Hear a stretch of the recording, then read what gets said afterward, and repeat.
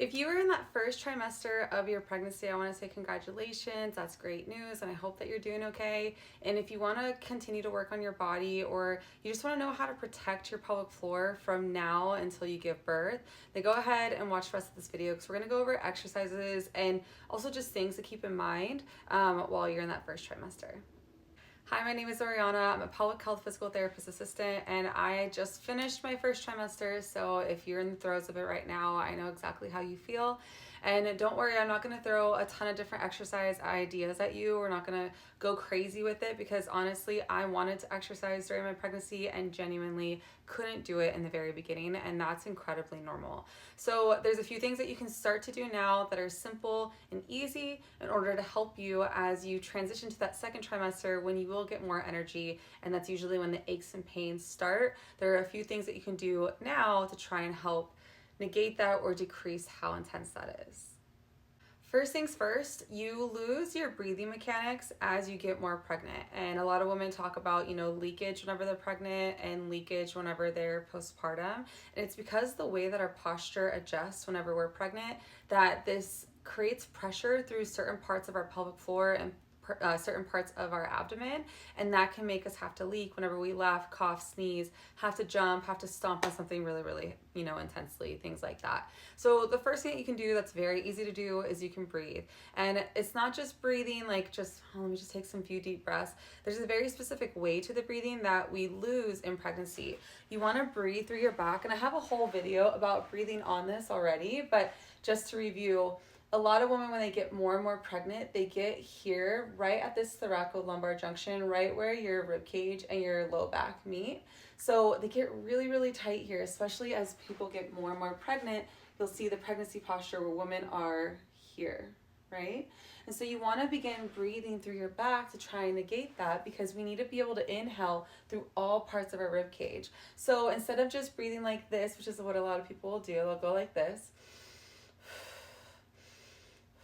Instead of doing that, you want to find a little bit of rounding, especially if you feel really tight through your back. You may not just yet, but especially if you do feel really tight through this area, you're going to round through your back and take deep breaths that way. So it'll look like this instead. Now, every time that I film a video, you can always hear me audibly breathe, and that is just because I'm talking and I'm worked up. But ideally, whenever you do the inhale, it should be silent. It should be really quiet, because that's what really allows your diaphragm to move. And if your diaphragm is moving the proper way, it's going to allow your pelvic floor to move the proper way and handle that pressure whenever you laugh, cough, sneeze, throw up because you're sick, whatever. The other thing about breathing is that starting now, you want to make sure that you continue to have that core strength, because it is easy to lose the intensity of that core strength as you get more pregnant, and that can lead to things like a wider diastasis and just a harder time reconnecting with your pelvic floor after you have the baby. So what you want to do is exhale out through your mouth like you're blowing out of a straw, and you want to feel your lower abdomen come together. So I do have a little bit of a bump showing now. In the first trimester, you usually don't, unless it's, the little bloat, that's natural. But it should look something like this. So you'll inhale through your back, exhale out through your mouth, and you're going to notice how the lower belly goes in.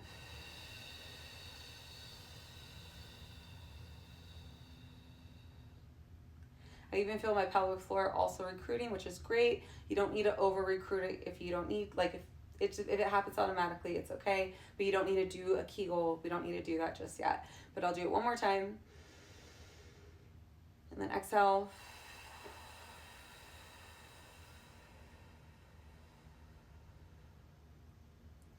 And then as you get more and more pregnant, it'll look more and more like you're hugging the baby, and that means that you're keeping the deepest layer of your core nice and strong, which will help you after you have the baby. Now, the next thing is that you may be using pregnancy apps, you may be hearing different advice from people online, you may be also hearing different things from like your OBGYN, for example, and sometimes the information that they give out about the pelvic floor is outdated information, and we have newer information that supports that we don't need to do those things. And I'm referencing Kegels. A lot of times you'll hear that once you're pregnant, got to start doing those Kegels, got to start working on that pelvic floor strength, so that way you don't leak on yourself. And that's not always the best piece of advice. It really depends on what's going on with you and your body. So the majority of people have really tight pelvic floors. It's really natural for us to have a tight pelvic floor and tight low backs and just kind of a flared out rib cage. That's really, really common. And so whenever we have that really tight pelvic floor and then we laugh, cough, sneeze, that pelvic floor has nowhere to go, which allows us to leak on ourselves. And so if you get more and more pregnant, our pelvis shifts a certain way. I'm moving the wrong way, but our pelvis shifts a certain way, makes the pelvic floor even tighter. And so we don't want to sit here and do a million Kegels if we don't have to. What is better to do if you're unsure of what state your pelvic floor is in and you can't go to see a pelvic floor PT? What is better is to work on glute strength and core strength. That's ultimately what's best, because if you are supporting the pelvis with glute med strength, so that's like the outside of the hips, glute max strength, that's like your main glute that everybody knows. If you're working on your inner thigh strength, your hamstring strength, if you're working on just keeping that core, you don't have to do crunches, but just keeping the core engaged and not sucking it in, but just doing an activity where you feel that core recruiting, like coming on. If you do those things, it supports the pelvic girdle, it supports the actual pelvic bones, and that allows your pelvic floor muscles to relax. So if you also are, okay, so we'll say that, and then let's say that you do have a really weak pelvic floor, because that does happen for some people. They do have more of that prolapse, especially if it's like their second or third, pregnancy, and they didn't have a great delivery that first time. This does happen.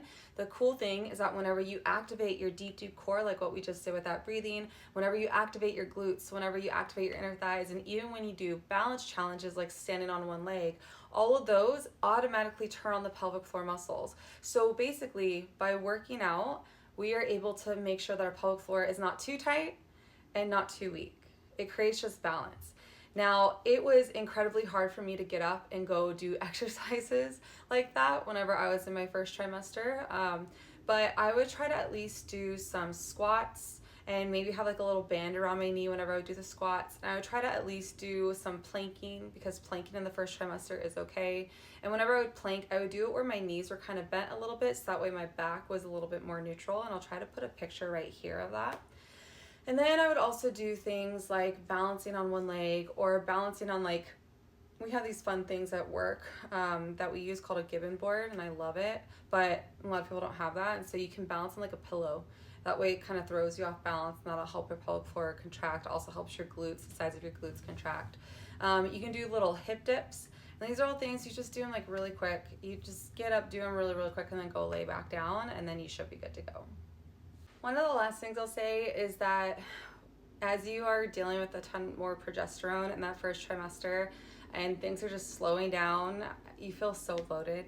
Like, you feel so bloated, and it's hard to know, like, is this like a bump? Is this bloat? Like, what the heck is going on?